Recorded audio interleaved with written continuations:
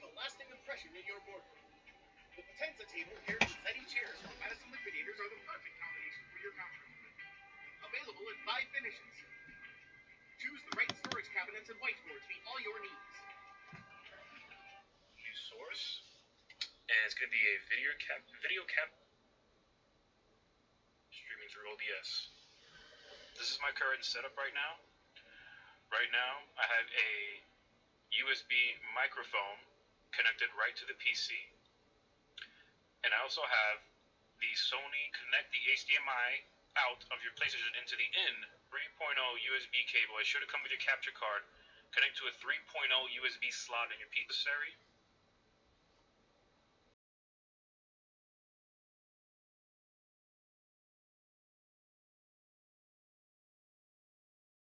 The capture device. So, first thing is you go down here to the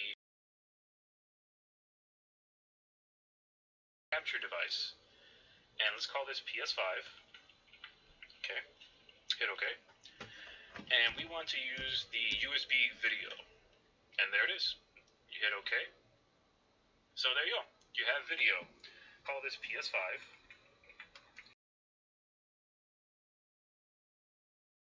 USB video, and there it is. You hit OK. So there you go. You have video. This PS5. Okay. Hit OK. And we want to use the USB video, and there it is. You hit OK. So there you go. You have video. Now, so you can see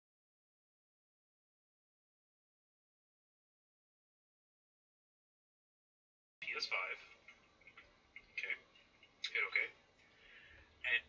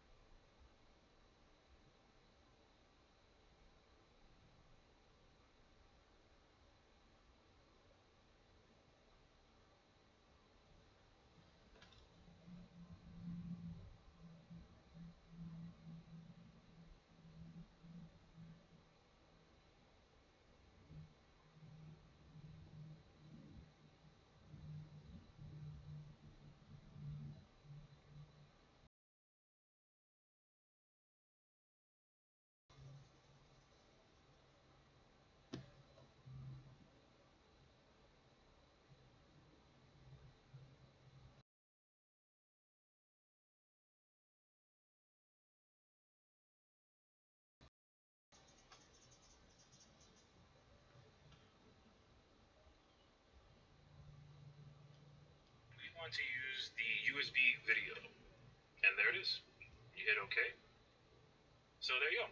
You have video. And let's call this PS5. Okay. Hit OK. And we want to use the USB video. And there it is. You hit OK. So there you go. You have video. Now, so you can see down here actually that you are getting signal for the PSR audio signal, but there's no desktop audio. I'm not getting anything in my headset, right? So what you want to do at this point, and under audio monitoring for the desktop audio, click monitor and output, and for the PS5 also monitor and output.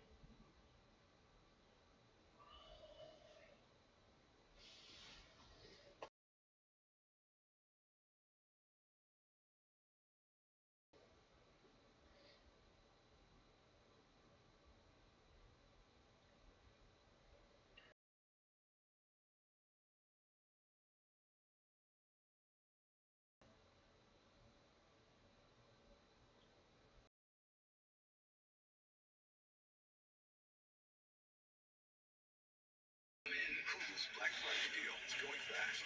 Run. Great, Grandpa. You don't know what it is, what it does, or how to even use one. So I'll put you in the loop so you know what all three are. Starting with number one, what is a capture card? The main purpose that people use capture cards for is to connect their console gameplay to their computer. So that way they can send their console footage to their computer. That way they can stream it to Twitch or record it locally to upload to YouTube or whatever they really want. Another option is that some capture cards allow you to connect your phone to the capture card, so that way you can send your phone footage to your computer, so that way you can stream mobile games or record mobile games with more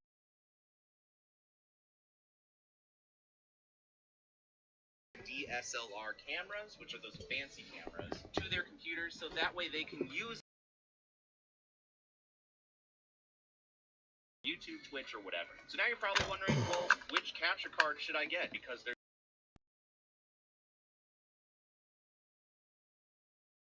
do have some really cheap capture cards that you can find on Amazon for around $20 that won't have all of the features that these three have. And quite honestly, I don't typically recommend those, because usually when you go for the cheaper options, they don't give you the pass-through feature, which allows you to play on your TV like normal, as well as sending the footage to your computer. And you also have to be really careful, because some of the cheaper capture cards will have a very noticeable input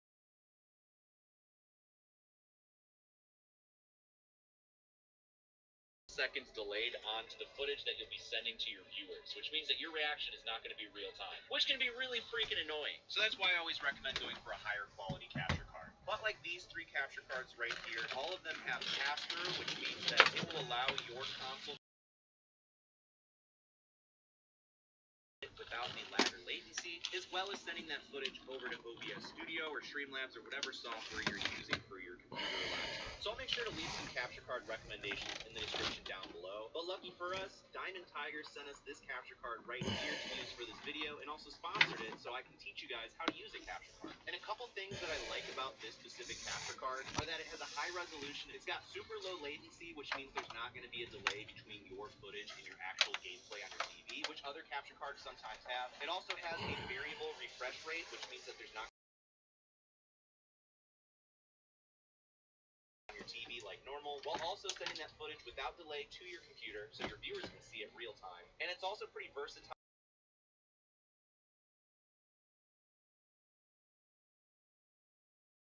Connect your DSLR camera to the capture card as well, in case you want to use it for a camera for YouTube or Twitch or whatever you really want. So for those actually wondering how to actually use one of these capture cards, I'm going to show you some footage right now. I've kept the video extremely slow paced, so that way I'm not going too fast for anyone to comprehend. So if you need to speed up the video 2 times, feel free to do that. But enough gabbing already. Let me show you how to use this great thing. So here's the capture card all plugged in, good to go. What we're going to do now is I'm going to show you my setup. We got the Xbox, we got laptop, and then we also have TV. So what we did, we took the HDMI in, and we plugged an HDMI cable from our console, so the Xbox in this case, to the HDMI in, okay? Then we take an HDMI cable out, so the HDMI out, we plug that from the capture card to right up to the TV. So out on the console.